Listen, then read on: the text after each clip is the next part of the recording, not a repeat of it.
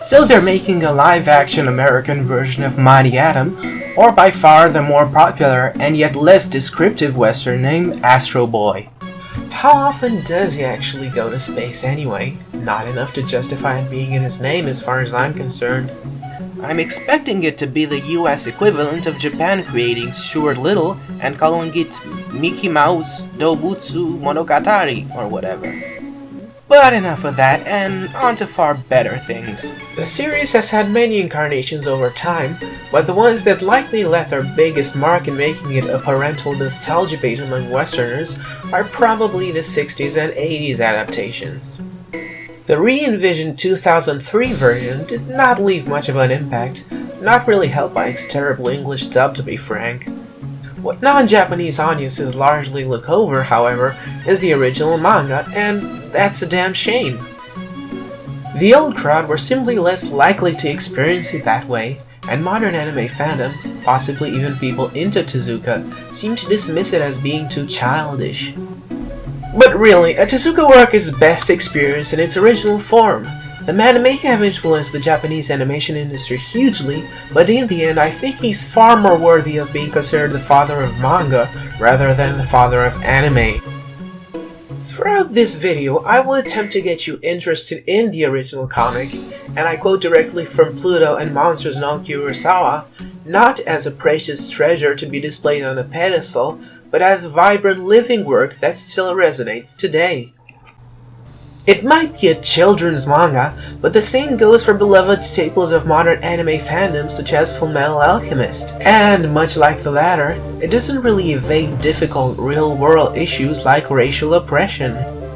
This manga about a little robot boy with machine guns that come out of his ass features story arcs that deal with police gunning down minorities, the impact violence riots have on race relations, and the backlash over the election of a minority president.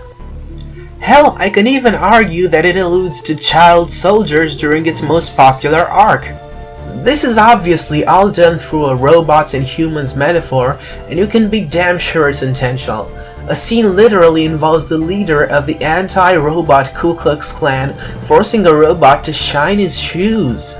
But it's not a dark and gloomy series either, even at its most serious. Throughout the experience, you start to get a feeling for a worldview that seemingly defined Tezuka. An adult acknowledgement of the injustices of the world, and an anger directed towards them, but also a childlike hope that one day humanity might just find the right path. A lot of chapters are simply meant to be fun adventure stories, and they definitely succeed at that. The volume publication, which is an out-of-order batch of stories that Tezuka wanted you to see, more on that later, even starts with one of them. It's presented in Tezuka's introduction as being a mere dog brain in a robot body story, however it goes far, far beyond that mere premise and becomes an utterly surreal trip that I absolutely cannot predict. And I mean that in the best way possible. A common criticism thrown at Tezuka by his detractors, and even accepted as a fact by many of his fans, is that his art is inherently quote-unquote dated. That it's a mere hurdle that you have to get over if you want to enjoy the true literary merit of his work. Tezuka himself has been spoken of by many as one of the literary greats. To be as blunt as possible, I honestly think those people live in opposite land. In fact, while it definitely improved eventually, writing has always been Tezuka's weakest point. Don't get me wrong, I'm not saying that his plots or his characters are weak. My real issue is separate from that. What Tezuka had trouble with was trusting his audience to get the point, and characters would often ramble on about what they were doing or what was going on, even when shutting the hell up would have actually benefited them hugely. Psst, hey Adam, maybe you'd have an easier time getting through the top secret military base if you weren't talking all the way through. Nonetheless, this is not a huge issue given that everything else is so well done. The most underrated aspect of Tezuka is his actual way of drawing, a very inspiring and intriguing artistic journey that everyone seems to generalize as, he drew like Disney, right? Not only is Disney not a single artist but an entire corporation with many hires, there are very specific Disney artists that Tezuka took influence from. A lot of his cinematic sense has obviously come from Floyd Gottfredson, and of course there's that legendary duck comic artist that Tezuka drew a tribute picture for. But what about other cartoon and comic influences? I obviously can't pretend to know the full list, but a very obvious influence that is rarely drawn attention to is Fleischer cartoons and Popeye in specific. In fact, I go as far as to say that the way his characters are constructed from a design standpoint has more in common with 30s Popeye characters than it does with any Disney character. When I first sampled his drawings at around the age of 13, my first reaction was, oh, he's doing the whole Popeye limbs thing, right? Not only does the paneling have a great flow to it, Tezuka also had a knack for utilizing the comic book medium to its fullest, with Quake Hide This Treasure Behind the Panel being one of the less funny examples. Throughout his entire career, he broke the fourth wall for the sake of jokes involving panel borders, speech bubbles, and even the page being supposedly torn apart.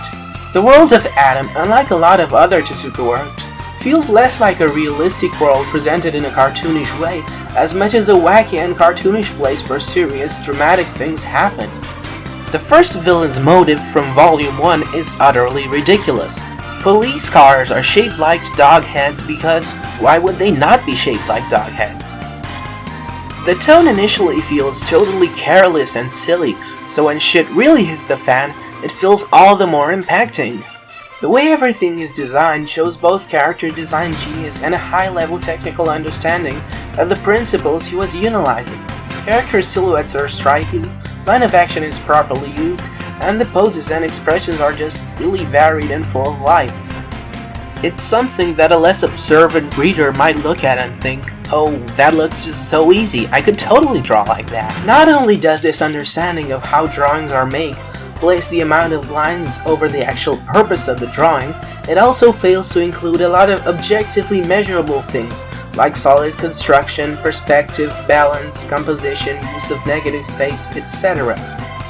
Sometimes the drawings can appear a bit off and rushed, possibly by an assistant, but that's what happens when you're working on multiple series at the same time, and on a tough schedule.